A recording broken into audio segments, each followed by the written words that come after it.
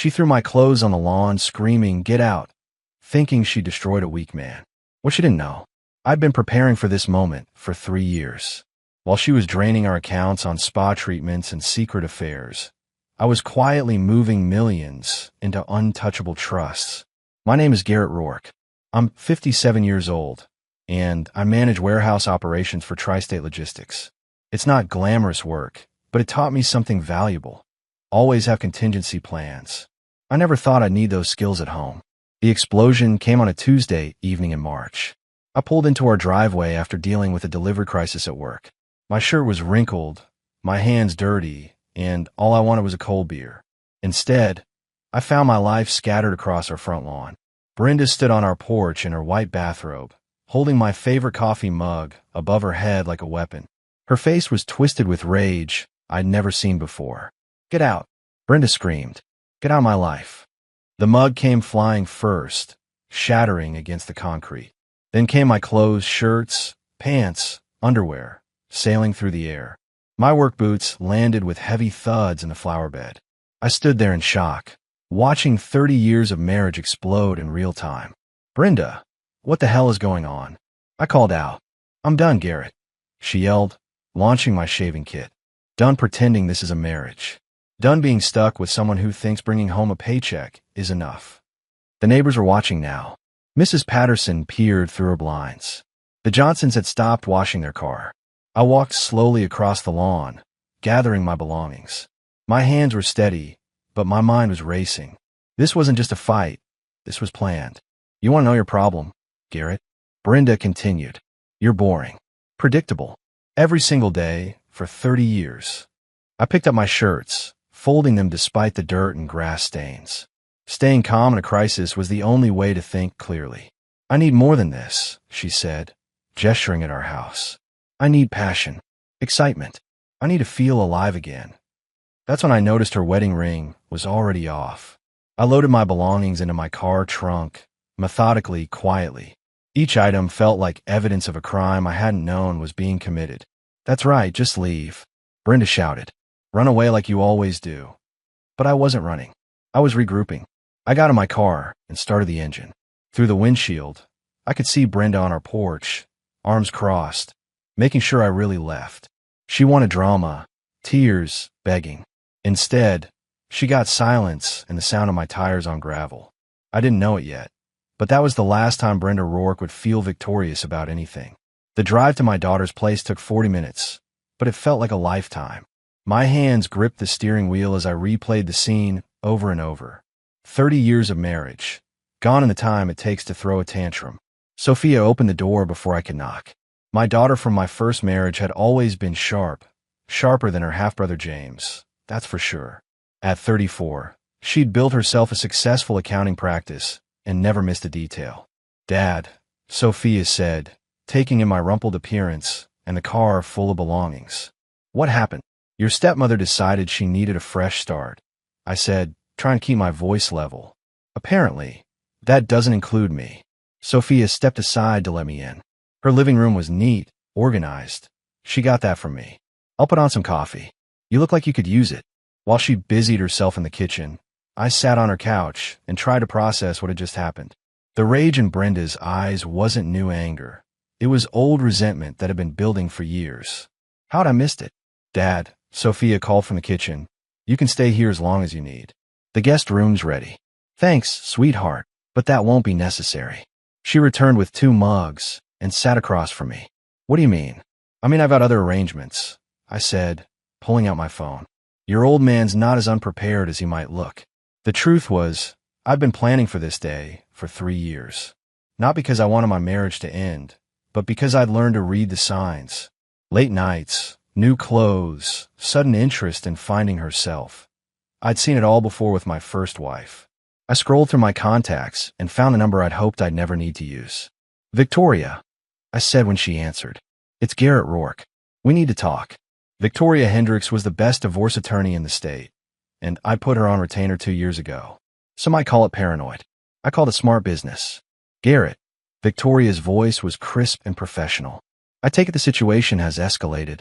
"You could say that. My belongings are currently decorating the front lawn, and my wife just told the entire neighborhood that our marriage is over. Perfect, Victoria said, and I could hear her typing. Do you have photos of the property destruction? I looked at Sophia, who was watching me with growing realization. Not yet, but I can get them. Do that. And Garrett, don't go back to the house. Don't call her, don't text her, don't engage at all. Let her make all the mistakes. Understood. I'll file the preliminary paperwork tomorrow morning. The asset protection protocols we discussed are already in place, correct? They are. Then we're in excellent shape. I'll call you tomorrow with next steps. After I hung up, Sophia stared at me with a mixture of admiration and concern. Dad, how long have you been planning this? Long enough, I said, taking a sip of coffee. Your stepmother thinks she just blindsided me. What she doesn't know is that I've been ready for this conversation for 3 years. Sophia shook her head slowly. Brenda has no idea what's about to hit her, does she? I thought about Brenda standing on that porch, triumphant and vindictive, believing she'd just taken control of her life. She'd thrown my clothes on the lawn, thinking she was throwing away a weak man who would beg to come back. Instead, she'd just declared war on someone who'd been quietly preparing for battle. No, I said, setting down my mug. She really doesn't. Victoria's law office was all glass and steel, the kind of place that charged by the hour and delivered results. I sat across from her polished desk at 7:30 the next morning, watching her review the files I've been building for 3 years. Garrett, Victoria said, looking up from the documents, this is impressive preparation. Most men come to me after they've lost everything. I learn from other people's mistakes, I said. My first divorce taught me that lesson the hard way. She flipped through pages of financial records, property transfers, and corporate filings. The warehouse management company you established 2 years ago, that was smart. All your income flows through it now instead of directly to you. My salary is technically consulting fees. Brenda never questioned the change when I told her it was for tax purposes. Victoria smiled, the first genuine expression I'd seen from her. And the house. Never added her name to the deed after we married. It remained in the trust one established after my first wife died. So legally, Brenda has no claim to the primary residence, your business interests, or your retirement accounts. Correct. The only joint assets are checking and savings, maybe $20,000 total. Victoria leaned back in her chair. What about her spending? You mentioned she's been living above your means lately. I pulled out my phone and showed her screenshots I've been collecting. Spa treatments, shopping trips, that new Mercedes she insisted she needed. All charged to joint credit cards I've been paying off. How much debt has she accumulated? $47,000 in the past 18 months. She thinks it's invisible because she handles the household finances. Victoria's eyebrows raised. She doesn't know you've been monitoring the accounts. I own a logistics company. Tracking expenses is what I do.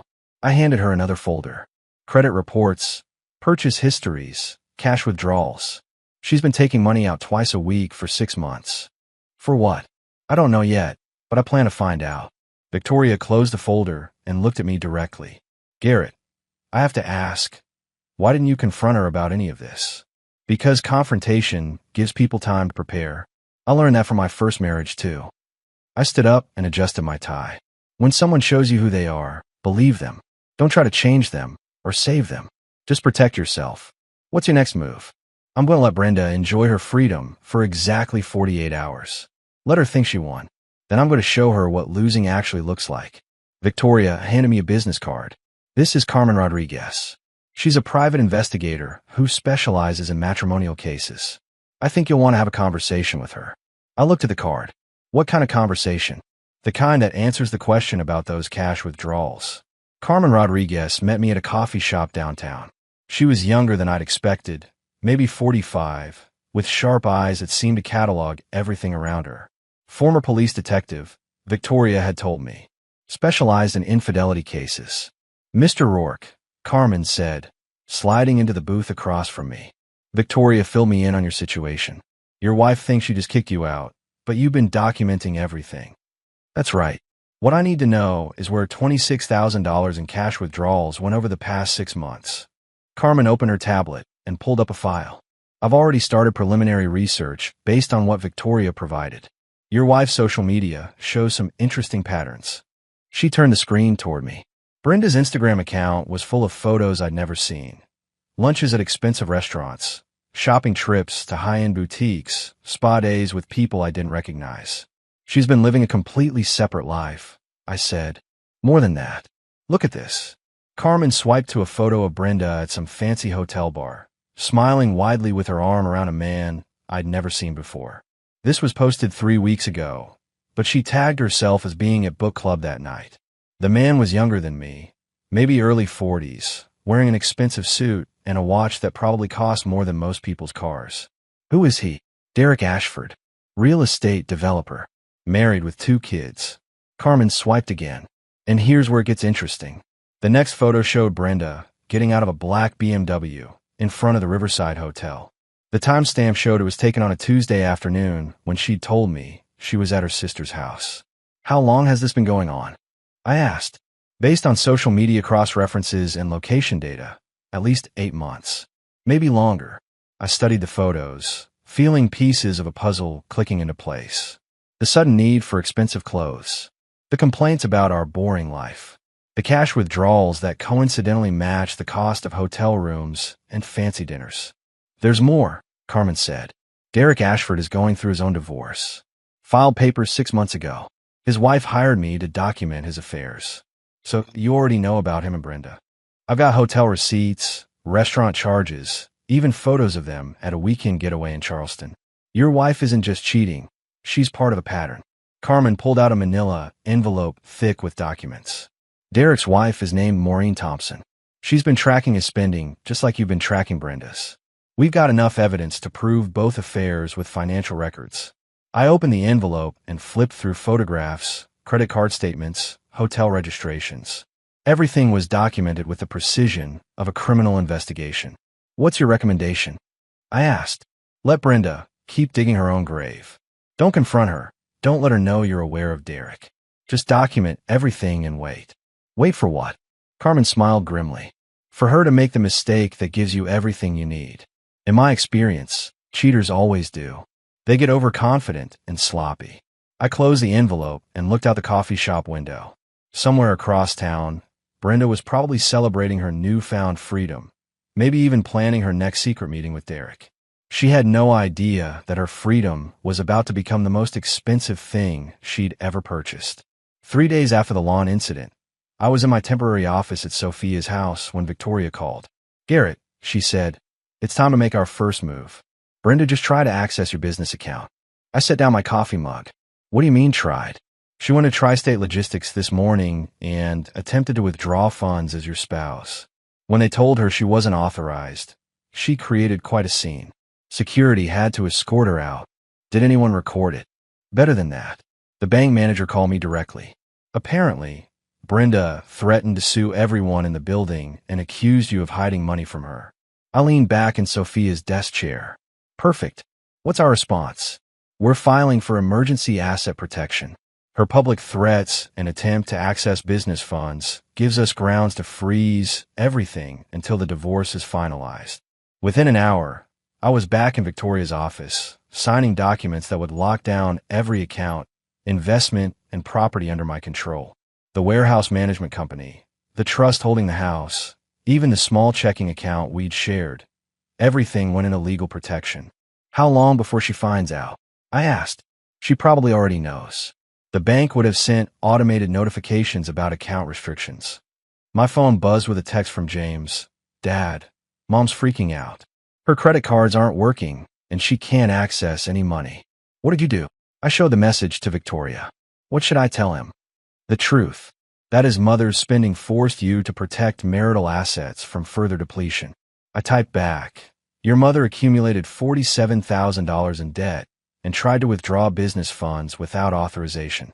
I'm following legal advice to preserve what's left. James called immediately. Dad, he said, his voice strained. Mom says you've stolen everything. She can't even buy groceries. James, your mother spent nearly $50,000 in 18 months on spa treatments and plastic surgery. She has a BMW in the driveway that costs more than most people's annual salary. She's not exactly destitute, but her cards aren't working because she maxed them out. The credit limit was reached months ago. I've been making minimum payments to keep them active. There was a long pause. Dad, she wants to know if you'll meet with her to work this out. I looked at Victoria, who was shaking her head firmly. Tell your mother that any communication needs to go through attorneys. If she wants to discuss finances, she can have her lawyer call Victoria. She doesn't have a lawyer yet. Then she better get one, because this is just the beginning. After James hung up, Victoria pulled out another file. Speaking of lawyers, Carmen has some interesting updates about Derek Ashford. She handed me a photograph of Brenda and Derek at an expensive steakhouse downtown. The timestamp showed it was taken 2 days ago, the day after she threw my belongings on a lawn. She's celebrating her freedom with him, I said, using credit cards that are now frozen. Carmen estimates they spent $400 on dinner alone. I studied the image. Brenda looked radiant, laughing at something Derek was saying. She'd had her hair done and was wearing jewelry I'd never seen before. She really thinks she won, I said. Victoria smiled coldly. Wait until she tries to pay for her next spa appointment. The call came exactly 1 week after Brenda threw my belongings on the lawn, just as I was reviewing inventory reports at Sophia's kitchen table. Mr. Rourke, said a professional female voice. This is Janet Morrison from First National Bank. We need to discuss your wife's account activity. I put down my papers and walked to the privacy of Sophia's home office. What kind of activity?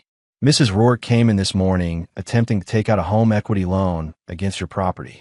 When we informed her that she's not listed as an owner, she became quite agitated. How agitated? She accused our staff of fraud and threatened to sue the bank. She also claimed you forged documents to remove her name from the deed. I sat down heavily. Brenda was getting desperate, and desperate people made mistakes. What information did she provide during this discussion? She had copies of what she believed were property documents showing joint ownership. However, our records show the home has been held in a trust since before your marriage. That's correct. Mr. Rourke, I'm calling because Mrs. Rourke mentioned that she's planning to bring this matter to local media. She used the phrase, expose the corruption. We wanted to give you advance notice. After I hung up, I immediately called Victoria. She's going public, I told her, planning to claim fraud and corruption. Victoria's laugh was sharp. Garrett, that's the best news you've given me all week. When people make wild, public accusations without evidence, they usually end up looking foolish. What if the media actually runs with it? Then we provide them with the real financial records. $47,000 in debt, affair documentation, attempted unauthorized bank withdrawals. The story writes itself. An hour later, Sophia knocked on the office door. Dad, you need to see this. She handed me her tablet, showing our local news website. The headline read, Local woman claims husband stole family home. The article was brief, but damaging. Brenda had given an interview claiming I'd secretly transferred property to hide assets during our marriage. She painted herself as a victim of financial abuse, a woman who trusted her husband only to discover he'd been plotting against her for years. The comments section was already filling up with responses. Some people supported her. Others questioned why she'd gone public instead of handling it through courts. My phone rang. Carmen Rodriguez. Garrett, she said, have you seen the news article? Just read it. Good. Because Maureen Thompson, Derek's wife, just called me. Apparently Derek saw the article and completely panicked. He's worried about being publicly connected to your wife. Is that a problem for us? It's the opposite of a problem. Derek just broke up with Brenda via text message. Told her he can't be seen with someone who's making public accusations and attracting media attention. I felt a grim satisfaction. So her attempt to pressure me publicly just cost her the relationship she was planning to build her future around. There's more. Maureen Thompson wants to meet with you. She has some information about Derek and Brenda that she thinks you should know before this goes any further. I looked out Sophia's window at my truck in the driveway. A week ago, I'd loaded my scattered belongings into that truck, listening to my wife scream about freedom and fresh starts. Now she was alone, publicly humiliated, financially frozen, and abandoned by the man she'd thrown away her marriage for. Set up the meeting. I told Carmen. It's time Brenda learned what happens when you declare war on someone who's been preparing for battle. Maureen Thompson was nothing like I'd expected. Derek's soon-to-be ex-wife was a sharp-dressed woman in her early 50s with silver hair and the kind of direct gaze that suggested she'd been dealing with liars for a long time. We met at a quiet restaurant outside town, away from curious eyes and local gossip. Mr. Rourke, Maureen said, settling into the booth across from me. I've been tracking my husband's affairs for 2 years. Your wife is just the latest. She opened a leather portfolio and spread documents across the table. Hotel receipts, restaurant bills, jewelry purchase records, all bearing Derek's credit card signature with dates that corresponded to Brenda's mysterious absences. This necklace, she said, pointing to a receipt from an upscale jewelry store, cost $3,800. Derek gave it to your wife 3 months ago. I recognized the piece immediately. Brenda had claimed it was a gift from her sister for her birthday. How many others have there been? I asked. At least 4 that I can prove. Derek has a pattern. He targets married women going through midlife transitions. Tells them they deserve better, that their husbands don't appreciate them. Maureen pulled out her phone and showed me text messages between Derek and Brenda. The conversations revealed detailed plans for their future together, including specifics about how they'd split the assets from both divorces. They were counting on getting half of everything, I said. Your wife was particularly excited about your warehouse business. She told Derek it was worth over $2 million. I almost laughed. She has no idea what the business is actually worth or how it's structured. Derek doesn't either. He assumed you were a typical businessman who kept everything in joint accounts. Maureen smiled grimly. My husband has always underestimated people. It's going to cost him everything this time. She handed me a thick manila envelope. Financial records showing every penny Derek spent on your wife. Hotel rooms, dinners, gifts, weekend getaways. It totals nearly $26,000. The same amount as Brenda's cash withdrawals. Exactly. She was using your money to reimburse him for dates and gifts. I studied the documentation. Brenda hadn't just been cheating. She'd been running a systematic financial operation using our joint accounts to fund her affair. What's your proposal? I asked. We coordinate our divorce proceedings. Share information. Present a united front. Derek's been playing both sides, telling each woman what she wants to hear. Time to show them what reality looks like. Maureen closed her portfolio and looked directly at me. Mr. Rourke, I've been married to a manipulator for 18 years. The only way to beat them is to be smarter, more prepared, and completely ruthless. I extended my hand across the table. When do we start? The call came from James at 9:30 on a Thursday morning. His voice was shaking. Dad, he said, Mom's at the house with a locksmith. She's trying to change the locks. I was reviewing warehouse schedules at Sophia's kitchen table, but I immediately closed the laptop. Did the locksmith actually change anything? No. He looked at some paperwork and left. But Dad, Mom's completely lost it. She's screaming at neighbors, claiming you've stolen her house. Where is she now? Still in the driveway. She called Derek, but he won't answer. She keeps saying she's going to sue everyone. I looked at my watch. Victoria was in court this morning, but Carmen should be available. James, I need you to do something for me. Can you record what's happening without your mother seeing you? Why? Because your mother is having a public breakdown that's being witnessed by multiple neighbors. That's evidence we can use in court. 20 minutes later, I was parked at the end of our street, watching Brenda pace back and forth in our driveway while talking on her phone. Even from a distance, I could see her gesturing wildly. Carmen arrived 5 minutes after me, parking her surveillance van, where she had a clear view of the house. How long has she been out there? Carmen asked through her window. James said about 2 hours.